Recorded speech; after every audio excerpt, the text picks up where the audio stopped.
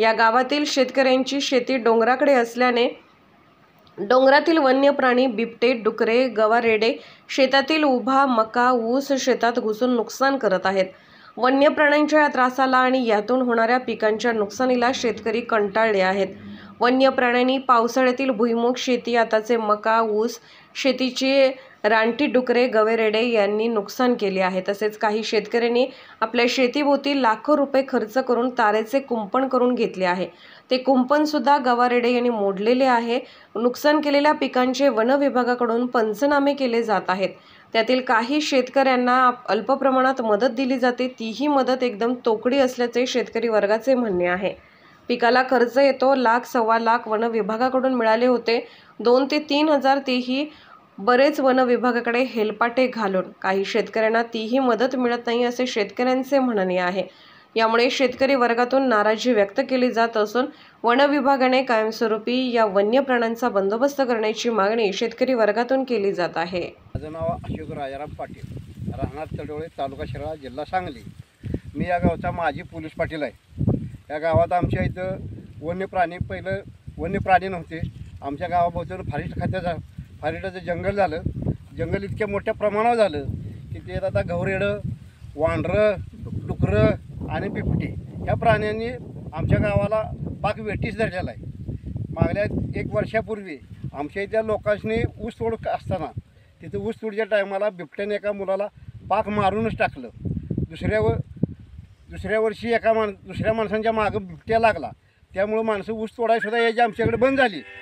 आत्ता परिस्थिती अशी झाली आहे की जी बिबटे जरा प्रमाण कमी दिसते तोपर्यंत आमच्याकडे डुकरांनी सुरुवात केली। डुकरं जी इतक्या प्रमाणात येतात की आला की कळबच्या कळब येते, काय मका असेल, भुईमुग असेल, काय ऊस असेल, सगळं पाक बुक्क्या करते। ऊसाची लावण जर केली तर प्रत्येक सरीची कांडी वळीन काढते खाते ती। हे आज काय चालू झालं आहे। आणि आता जी बिबटे डुकरं बी आहेत, तर तोपर्यंत आणि गवरेड्याचा 10-15 गवरेड्यांचा कळब एक आला आमच्या जंगलात। ह्या प्रत्येक आमच्या इथल्या एका शेतकऱ्यानं जरी 2-2.5 लाख रुपये घालून कंपाऊंड केलं, ते कंपाऊंडसुद्धा त्या गवरेड्याने मोडून त्यांचा ऊस भस्मगत पाक संपविलेला आहे। त्यामुळं ह्या गावाच्या लोकांनी आता इथनं पुढं काय पीक घ्यायचं हेच कळत नाही, जगायचं कसं। आणि त्यासाठी आम्ही फाईट खात्याच्या मोर्चाच्या वेळी त्यांनी आम्ही इथं आलेल्या लोकांनी निवेदनसुद्धा दिलं की आमच्या जी फॉरेस्ट खातं आहे त्याच्या भोवतानं कंपाऊंड करा। आणि ते कंपाऊंड करताना साधं कंपाऊंड सिमेंट डांबाचं नको, कारण गवरेडं राखीत नाहीत। त्यासाठी लोखंडी कंपाऊंड करा, साईडनं चर मारा, एक 4 फुटाची चर खोल मारा, तर आमच्या इथं काहीतरी संरक्षण होईल। आता जी लोकांनी भरपाई जी मिळते, ज्याचं लाखात खर्च केला आहे त्याला कुठं 2-3 हजार रुपये रक्कम मिळते, त्या शेतकऱ्यांनी इथं जगायचं कसं हे आता प्रत्येकाला अडचण झाल्या। आता संध्याकाळचं शिवारात जायचं म्हटलं शासनामा निकाल 8 दिवसात देत नाही। संध्याकाळचं शिवारात जायचं म्हटलं की झोपायचा प्रश्न येतो या, कारण रात्री लाईट येते 12-1 वाजता, त्या टायमाला राहणं जावं तर बिबटे तरी येते, माणूस जाणार एकटा, बिबट्या पाठीमागं लागला तर ते माणसाचं काय धाडस होऊन झालं आहे। तर गवरेड्यांचं कळब आलं, डुकरं त्यांनी मारतात। आणि ही तरी एकाची शेती तरी जंगलाकडनं पाक आहे, तिने हे इथनं पुढं जगायचं कसं हा प्रश्न आत्ता गावात आमच्या प्रश्न झाला आहे। प्रत्येकजण उठला की सुटला, शेतीकडे कोण बघायला करीन झाला आहे। ऊस लावायचा झाला तर ऊस राखीन झाली ती।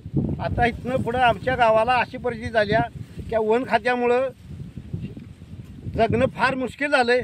तेव्हा शासनाने ह्याची दखल घ्यावी आणि आमच्या गावाला भोवतानं फॉरेस्ट खात्याला कंपाऊंड करावं। या ठिकाणी तडवळे गावच्या शेतकऱ्यांची गेले 4 वर्ष झालं बिबट्या, डुक्कर, रानगवे यांच्यामुळं अतिशय नुकसान होत आहे। 2 वर्षापूर्वी या ठिकाणी बिबट्याने एक मुलगा मयत झाला होता। दुसऱ्या वर्षी त्याच ठिकाणी एक दुसरा मुलगा अपघात झाला होता। अशा पद्धतीनं बिबट्याचा आत्तापर्यंत त्रास होता। त्यानंतर डुकऱ्यांनी आतापर्यंत भुईमुग पूर्णपणे फस्त करून टाकला होता। आता या ठिकाणी शेती ऊसाची आहे। ऊसाची शेतीमध्ये जवळजवळ आतापर्यंत 70 ते 75 लोकांचे पंचनामे वन विभागाने केलेले आहेत, परंतु त्यातले एक हातावर 10 ते 5 लोकांनाच त्या ठिकाणी मदत उपलब्ध करून दिलेली आहे। बाकीच्या लोकांना त्या ठिकाणी मदत मिळालेली नाही। पंचनामे नुसते फक्त कागदोपत्री करून उपयोग होणार नाही. प्रत्यक्षात पंचनामा आणि प्रत्यक्षात झालेलं नुकसान यामध्ये खूप मोठी तफावत दिसते. शेतकऱ्याचं नुकसान होतं 20,000चं आणि नुकसान भरपाई मिळते 1,000 रुपये. त्यामुळं शेतकरी पूर्णपणे अडचणीत आलेला आहे. वन विभागानं शेतकऱ्याला मारून आपला वनप्राणी जपायचं ठरवलेलं आहे. तर वन विभागानं असं न करता शेतकरी जपणं जास्त गरजेचं आहे. आपली जी वन्य प्राणी जे आहेत त्यांचा बंदोबस्त करून आपला जो फॉरेस्ट एरिया आहे तो पूर्णपणे संरक्षित करून ती जनावरं आमच्या हद्दीमध्ये न येता तुमच्या हद्दीमध्ये त्यांचं भक्ष्य निर्माण करून तुम्ही त्यांची सोय व्यवस्थित करावी, जेणेकरून ह्या शेतकऱ्यांचं नुकसान होऊ नये. कृष्णा चंद्रप्पा मोहिते, तडोळे, मुक्कामपूर तडोळे, तालुका शिळा, जिल्हा सांगली. माझी शेती तर 2.5 एकर शेती आहे माझी. 2.5 एकरमध्ये भुईमुग केला तर भुईमुगामधल्या डुकरांनी काही सुद्धा राखलं नाही. सगळं नुकसान होऊन गेलं. एक शेंग सुद्धा घरी आली नाही. आता त्यामध्ये मी ऊसाची लावण केली, ती कांडे फुटले, त्या कांड्या सगळ्या खाल्ल्या त्या डुकरांनी. ते कांड्या गेल्यानंतर मी काय केलं, तरू आणून लावलं. तरूसुद्धा आणून लावल्या सुद्धा ऊस चांगला आलेला ऊस असा गव्हाने पाक खाऊन टाकला. काय सुद्धा शेतात राखलेलं नाही. 2.5 एकरमध्ये आम्ही खायचं काय, जगायचं कसं? ह्या 2.5 एकर माझी शेती 2.5 एकरमध्ये मी पहिली कांडी घातली. कांडी घातल्यानंतर कांडी डुकरांनी सगळी काढून खाऊन टाकली सर्व, काय सुद्धा राखलं नाही.